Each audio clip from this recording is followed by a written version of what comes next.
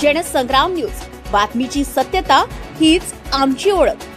अल्पसंख्याक विकास योजनांचा लाभ जैन समाजापर्यंत पोहोचवण्याचे निर्देश अध्यक्ष ललित गांधी यांचं प्रतिपादन। वर्धा जिल्ह्यात जैन अल्पसंख्याक समाजासाठी राबवण्यात येणाऱ्या योजनांचा आढावा घेण्यात आला असून या योजना तळागाळापर्यंत पोहोचवण्याचे निर्देश जैन अल्पसंख्याक आर्थिक विकास महामंडळाचे अध्यक्ष ललित गांधी यांनी दिले। जिल्हाधिकारी कार्यालयात आयोजित बैठकीत विविध शासकीय योजनांचा सविस्तर आढावा घेण्यात आला। जैन समाज शासकीय योजनांच्या लाभापासून वंचित राहिल्याचे निदर्शनास आले असून जनजागृती वाढवण्यावर भर देण्याचं आवाहन करण्यात आलं। जैन समाज हा भारतामध्ये आणि तसंच महाराष्ट्रामध्ये सुद्धा व्यापार उद्योगामध्ये अग्रेसर असलेला असा समाज आहे।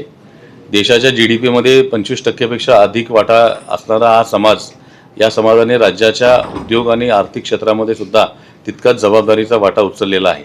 तो त्याचबरोबर या समाजाच्या विकासासाठी काही विशिष्ट गरजा असल्याने आमच्या धार्मिक अधिकारांची सुरक्षा असेल, धर्मक्षेत्रांची सुरक्षा असेल, साधू संतांच्या विहारामधली आवश्यक असणारी व्यवस्था असेल, प्राचीन हस्तलिखित ग्रंथांचं सुरक्षा आणि त्याचं पुनर्लेखन असेल, याबरोबर समाजाच्या गरजवंत लोकांसाठी आर्थिक विकासाच्या योजना, महिलांसाठी महिला बचत गटाच्या माध्यमातून तसेच व्यक्तिगत महिलांना व्यापार उद्योग स्वयंरोजगारासाठीचं बिनव्याजी कर्ज देण्याची योजना असेल, युवकांना त्यांचे शिक्षण पूर्ण झाल्यानंतर कौशल्य प्रशिक्षणाबरोबरच व्यापारासाठीचं छोट्या उद्योगासाठीचं लागणारं भांडवल कमीत कमी व्याजदरामध्ये त्यांना उपलब्ध व्हावं, अशा प्रकारच्या आर्थिक विकासाच्या योजना, अशा एकंदरीत सर्वसमावेशक अशा योजनांचा समावेश असलेलं असं एक महामंडळ राज्य सरकारनं स्थापन केलेलं आहे।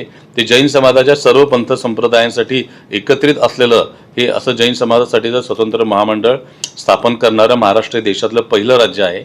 त्या महाराष्ट्र दिनापासून महामंडळाचं प्रत्यक्ष कामकाज सुरू होणार आहे। त्यामध्ये या जैन समाजाच्या साधू संतांच्या विहारासाठीचं विहारधामाचं निर्माण असेल, व्यापार उद्योगासाठीचं कर्ज असेल आणि महिलांना स्वयंरोजगारासाठी लागणारं छोटी छोटी कर्ज जे विनातारण आणि विनाजामीन अशा पद्धतीने द्यायच्या योजना असतील, या योजनांची सुरुवात येत्या महाराष्ट्र दिनापासून करण्यात येणार आहे। जुन्या जैन मंदिरांना क वर्ग तीर्थक्षेत्राचा दर्जा मिळवून देण्यासाठी प्रस्ताव सादर करण्याच्या सूचना देण्यात आल्या। तसेच जैन अल्पसंख्याक शाळा, महिला बचत गट, युवकांसाठी रोजगार योजना आणि विद्यार्थ्यांसाठी हॉस्टेल यांसारख्या उपक्रमावरही भर देण्यात येणार आहे।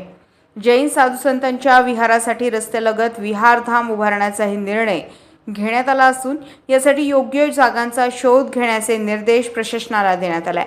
जैन समाजाच्या सर्वांगीण विकासासाठी विविध योजनांची प्रभावी अंमलबजावणी करण्यावर प्रशासनाचा भर असल्याचं या बैठकीत स्पष्ट झाले। रविराज घुमे, जनसंग्राम न्यूज, वर्धा।